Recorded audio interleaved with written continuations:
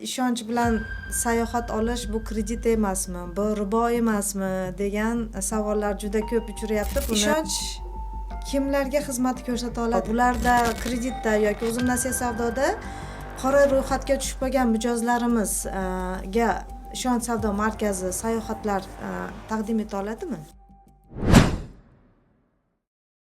Assalomu alaykum, hurmatli kuzatuvchilar va qadrli mijozlar.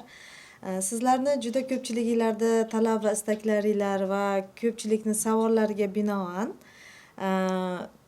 biz ishonch do'konlar tarmog'i Andijon hududiy kollaboratsiya bosh menejeri Yunusbekni taklif qildik suhbatimizga, bir ikkita savollarimizga, sizlar tomonidan bo'layotgan savollarga oydinlik kiritish maqsadida. Assalomu alaykum Yunusbek, xush kelibsiz. Merhaba, yaxshimisiz? Bizda shunaqa savollar bo'lyapti mijozlarimizdan. Ayrim bir ikkita savollarga javob berishga harakat qilyapmiz, lekin siz tomonidan bu narsalarga javob olib bera olasak, yana ham ularda ko'nglidagi shubha va gumonlarga oydinlik kiritish maqsadida sizni suhbatga chaqirdik. Xo'p, Yunusbek, savollarimiz bir nechta. Bir chekkadan boshlaymiz. Xo'p, birinchi savolimiz, ishonch kimlarga xizmat ko'rsata oladi? Avvalambor assalomu alaykum, hurmatli kuzatuvchilar, Time to Travel rahbari Nurmapaz. Avvalambor biz ishonch do'konlar tarmog'i kollaboratsiya asosida Time to Travel agentligi bilan 2025-yil mart oyidan beri faoliyat yuritib kelmoqdamiz hamkorlik asosida. Biz asosan ishonch do'konlar tarmog'ida biz kimlarga bera olamiz?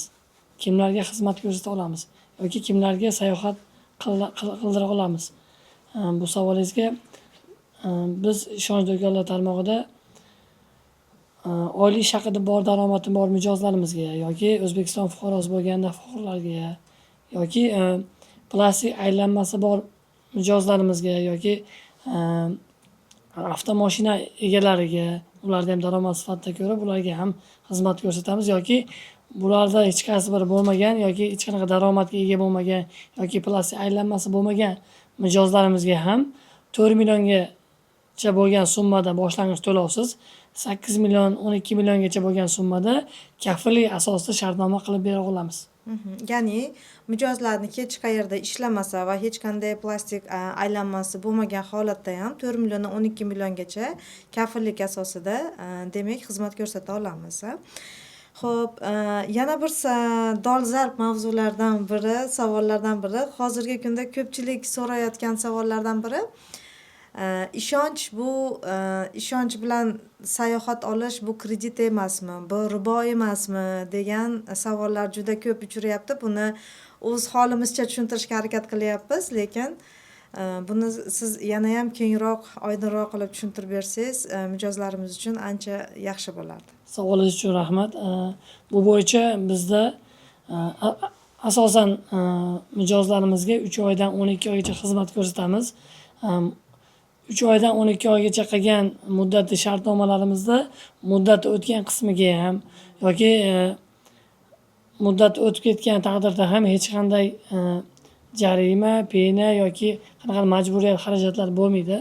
Faqat birgina pasportga 3 oydan 12 oygacha bemalol shartnoma qilishlari mumkin. Bu hech qanaqa bo'lib berish sharti asosida berilgan narsa, hech qanaqa riboga, boshqa kreditga ta'na foiz degan narsa yo'q bu yerda. Hech qanday kreditga aloqador emas va bu ribo emas. Tushunarli.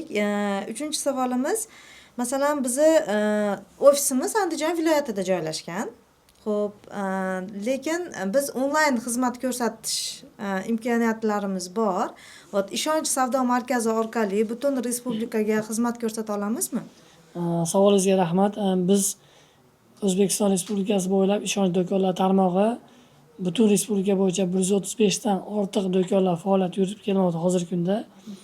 Bemalol faoliyat do'koningiz Andijonda turib ham bemalol vohaga, Toshkentga yoki sizni ofisingiz mavjud bo'lmagan tumanlarga ham bemalol onlayn yoki bemalol mijozimiz o'shdagi shartnomachilarimizga aloqaga chiqish bog'lab shu yo'sinda ham bemalol shartnoma qilib sayohat qildirishimiz mumkin. Juda yaxshi. Yunusbek, yana bir savol. Ishonch savdo markazi sizlar bilan shartnoma qilish uchun mijozlarimizdan qanaqa hujjatlar kerak bo'ladi? Bizda asosan mijozlarimizdan birgina pasport yetarli bo'ladi. Misol muddat to'lov shartnoma asosida ham O'zbekiston Respublikasi fuqarosi bo'lgan shaxslarga bir dona pasport o'zi kifoya. Yoki qanaqadir harbiy yoki qanaqadir organ sohasidagi mijozlarimiz ham bor. Ularga faqat guvohnomasi yoki qanaqa ruxsatnomasi asosida bemalol ularga ham xizmat ko'rsata olamiz. ID pasport bo'lishi shartmi yoki eski pasportlarga ham ko'rib berilaveradimi? Biz asosan muddat to'lov shartnoma qilayotgan jarayonimizda pasport asosida birgina pasport o'zi o'sha orqali bemalol do'konimizga tashrif buyurib, o'sha orqali shartnoma qiladi. Demak, ID bo'lishi shart emas. Agar muddat o'tmagan bo'lsa, oldingi pasportlarimiz, zangori pasportlarimiz bo'lardi. Ko'pchilik shuni tashlayapti, bu ham o'tadimi degan savol bo'lyapti. Demak, bemalol agar muddat o'tmagan bo'lsagina o'tadi. Xo'p, boshqa yana bir savol. Endi mijozlarimiz hozir hammada kredit muammosi bor. Ya'ni kimdadir uy krediti, kimdadir mashina krediti degandek. Shu kreditlardan yoki hozir yana mana ommaviy bo'ldi uzum nasiya savdo. Bularda kreditda yoki uzum nasiya savdoda qora ro'yxatga tushib qolgan mijozlarimizga ishonch savdo markazi sayohatlar taqdim eta oladimi?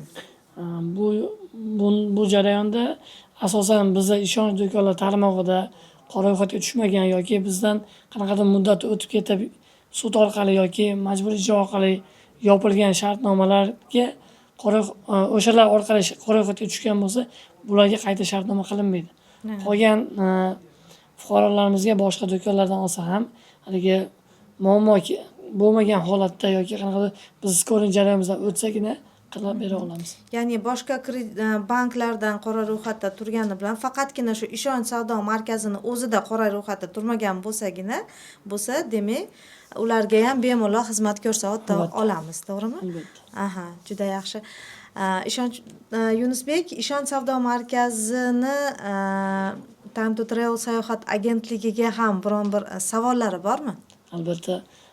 Bizni o'zimizni orqali kelayotgan mijozlarga ham Time to Travel kompaniyasini taklif qilamiz ko'proq. Bizda asosan savol bo'ladi mijozlarimizdan.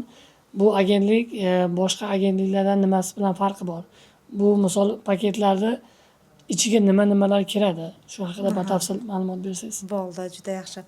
Xo'p, Yunusbek, bizni Time to Travel sayohat agentligimizni aynan boshqa sayohat agentliklardan farqli ravishda aynan sizlar bilan hamkorlik qilishimiz bu birinchi o'rinda. Sababi sizlar orqali biz butun viloyat respublika bo'yicha hamma respublika borib bitta ofis ochib chiqishga majbur emasmiz. Sababi sizlarda butun respublika bo'yicha filiallaringlar bor, mavjud. Va bu bizni mijozlarimizga bizga bo'lgan ishonchini yana ham orttirishga yordam beryapti. Buning uchun sizlarga kattakon rahmat. Bu bitta afzalligimiz. Ya'ni birinchidan sayohatlarimizni faqatgina puli bor odamlarga emas, masalan, nafaqaxo'rlarga ham bemalol bo'lib to'lash imkoniyatini yaratib bera olyapmiz.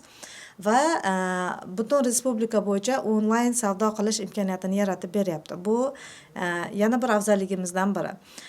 Endi bizni tur paketlarimizga asosan nimalar kiradi?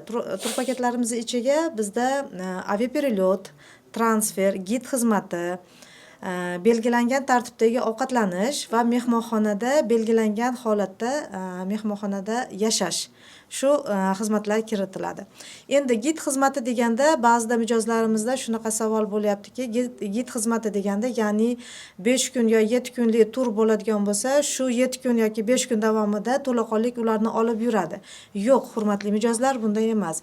Gid va transfer xizmatiga faqatgina sizlarni aeroportdan kutib olish va mehmonxonaga kuzatib qo'yish va muddat tugagandan keyin mehmonxonadan olib aeroportgacha olib borib qo'yish xizmati bilan gid va transfer xizmati shu joyda tugallanadi.